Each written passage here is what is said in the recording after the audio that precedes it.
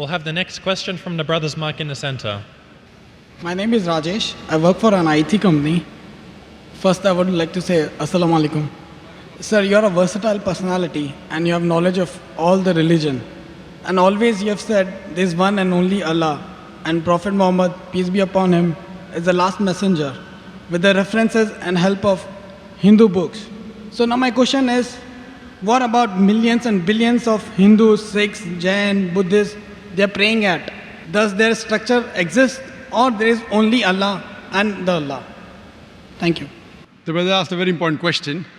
He says that he has heard my talk and I speak of different religions and I try and prove that there is only one Allah and Prophet Muhammad is the final messenger, not only from the Quran, from the Hindu scriptures, from the Christian scriptures. So the question is, what about the millions and billions of non-Muslims, the Hindus, the Christians, that their structure yet exists? As far as the structure existing, if you go to the scriptures, all the scriptures that came before the Quran, in the passage of time, they have been manipulated, there has been corruption, there has been concoction. Therefore, if you apply the rule of logic and science, no scripture will pass the test except the Quran. But the beauty of all this is that even though the scriptures of the other religions have been changed, whether it be the Vedas, whether it be Ramayana, whether it be Mahabharata, whether it be Bhagavad Gita, whether it be the Bible, whether it be Dhammapad, what we realize that even in the changed form, even in the corrupted form, there are remnants. There are many verses which speak about the oneness of Allah subhanahu wa ta'ala, about Tawheed. Even though the scriptures have got corrupted, there are parts which yet say that Prophet Muhammad is the last and final messenger. So what I say, that if they do research, and if they really want to be a good Christian, as Jesus Christ, peace be upon him, said, it's mentioned in the Gospel of John, chapter number 16, verse number 12 to 14. I have many things to say unto you, but ye cannot bear them now. For he, when the Spirit of truth shall come, he shall guide you unto all truth. He shall not speak of himself. All that dear shall he say. He shall guide you to truth. He shall glorify me. So here Jesus Christ, peace be upon him, is telling his followers that there is a messenger to come, Prophet Muhammad. If I give you the message now, you will not be able to grasp it.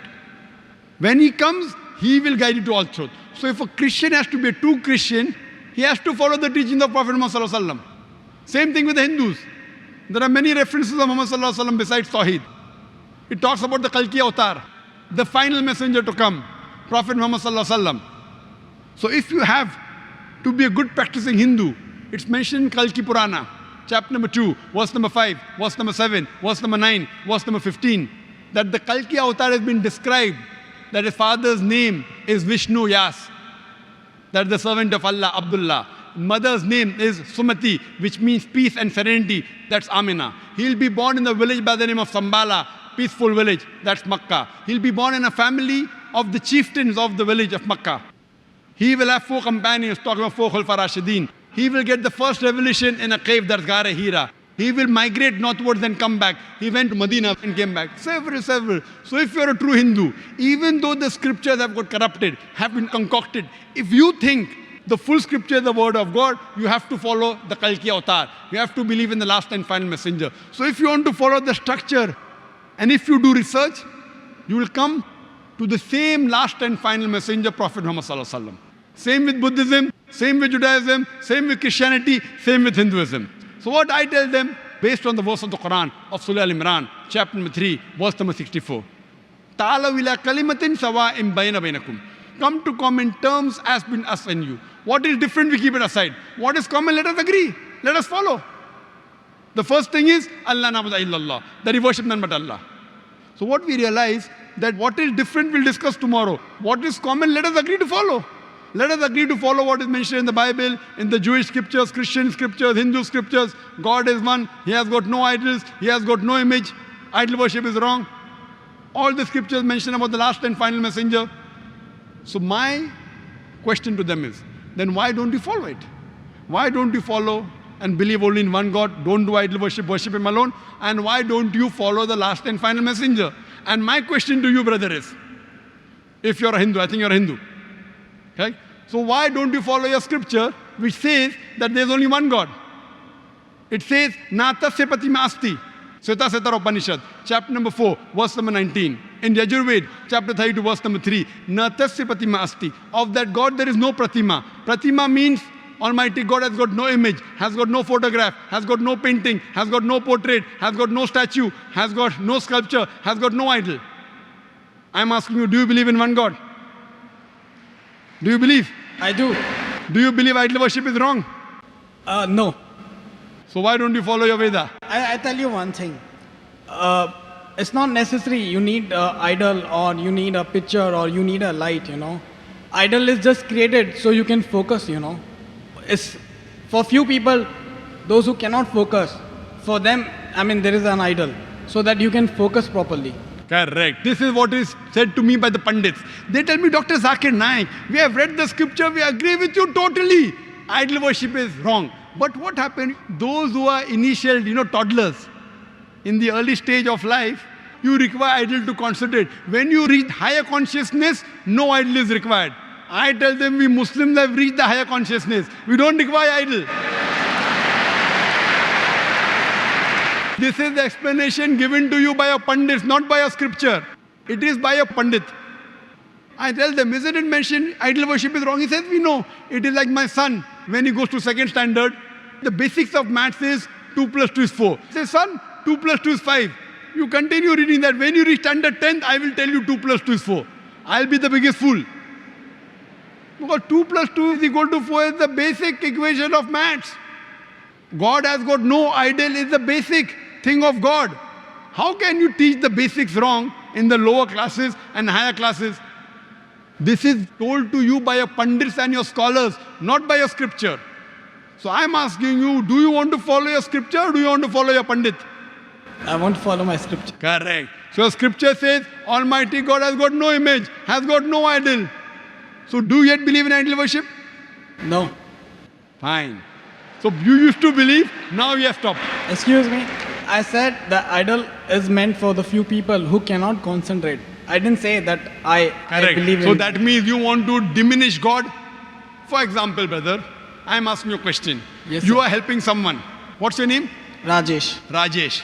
You are helping someone maybe in Sri Lanka. Every month you send him maybe 20,000 rupees, maybe 2,000 dirham for his education.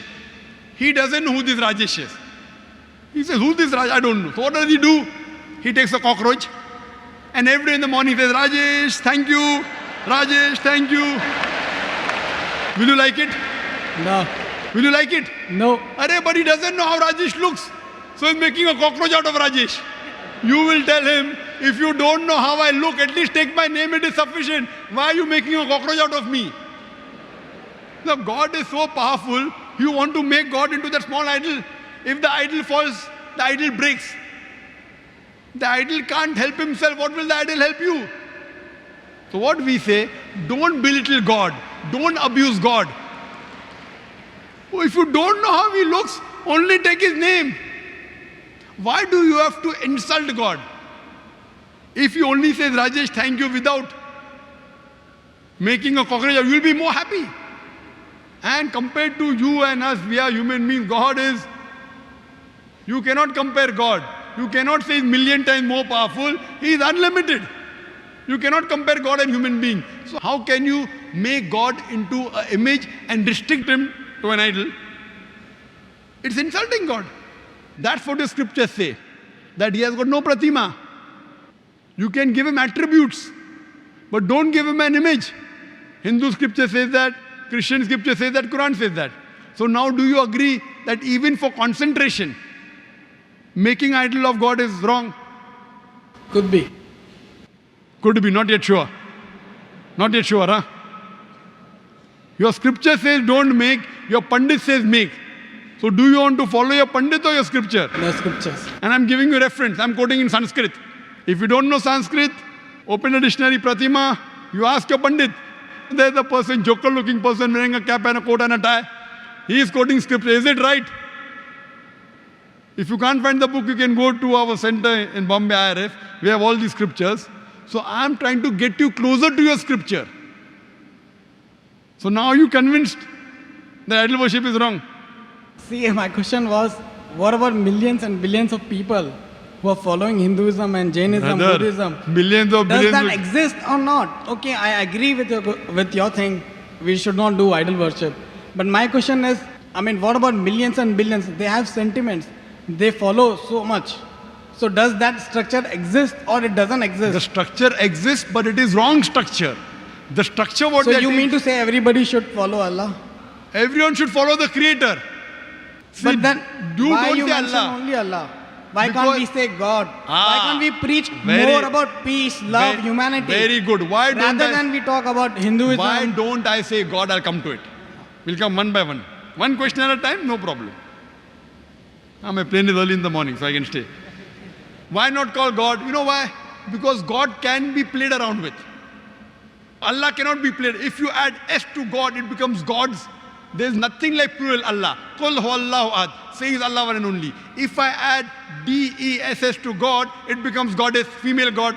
There's nothing like male Allah or female Allah. You cannot play mischief with the Arabic word Allah. You can play mischief with the English word God. If I add father to God, becomes Godfather. He's my Godfather, he's my guardian. There's nothing like Allah Abba or Allah Father in Islam.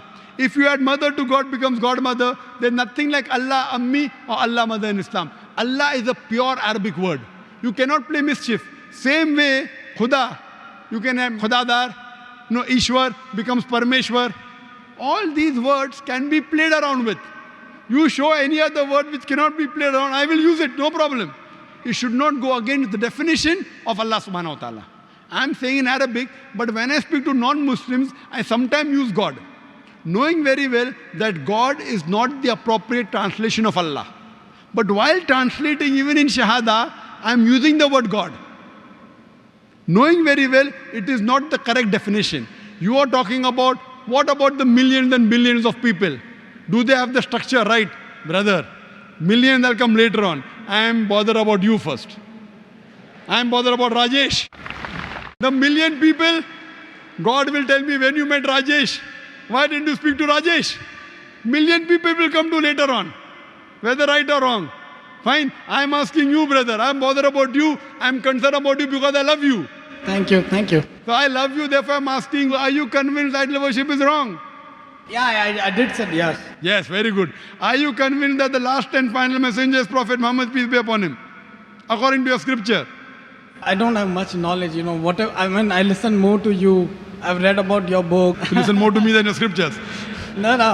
I've read many scholars. I hear them, their cassettes, their videos. So I'm a little confused, like, I don't know whom to believe, whom not to believe. But there are millions and billions of people, So I don't know whether, I'm born in Hindu family. So it's very difficult to, to transform or to convert or to change. But I was just confused, because you always have seen that with examples of Gita and our books, you try to prove that there is Allah and there is Prophet Muhammad, peace be upon him. So I was just confused. What about us then? What we are praying at? Are we praying wrong way or what? Or we just have to, follow you, what you say? Don't follow what I'm saying, follow what God is saying. In your scripture, there's something like Shashtang. You know Shashtang?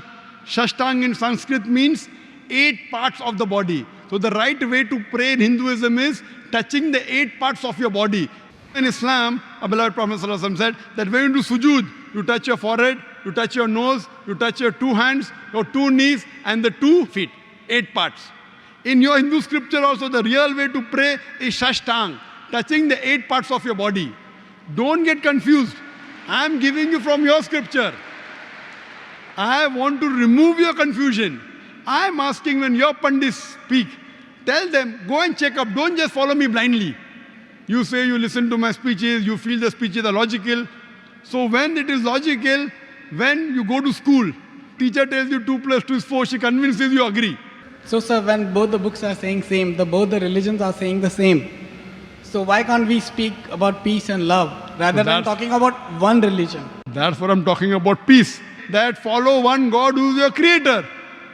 If you want to get peace, you can only get peace by following the commandments of one creator. Though the religious books are different, what I'm trying to point out the commonalities. I'm not criticizing Hinduism, I'm not criticizing Christianity. I can give a bigger speech of differences between Hindu scriptures and Islamic scriptures. I can give a bigger talk and a longer speech on differences between Bible and Quran. But my aim is not to spread enmity, my aim is to spread peace. So because my aim is to spread peace, I am taking the commonalities and telling you the common point of both these religions, both these scriptures is believing in one God. I am trying to spread peace. Islam means peace acquired by submitting your will to God. The ultimate peace is not only no war. No war, no fighting is only temporary peace. The ultimate peace is peace of mind, peace at heart, and peace in the next life. What I'm trying to propagate is not only peace in this world, peace in the next life. That's the reason I'm trying to get all the different human beings and telling them, do little research, spend little time, try and understand who our creator is, try and submit your will to this creator. What I request you to do is submit your will to Almighty God. Follow the instructions of the last and final messenger, and then, inshallah, you'll get total peace. Thank you. Hope that answers the question. MashaAllah, I thought it was a question answer session, turned into a shahada session.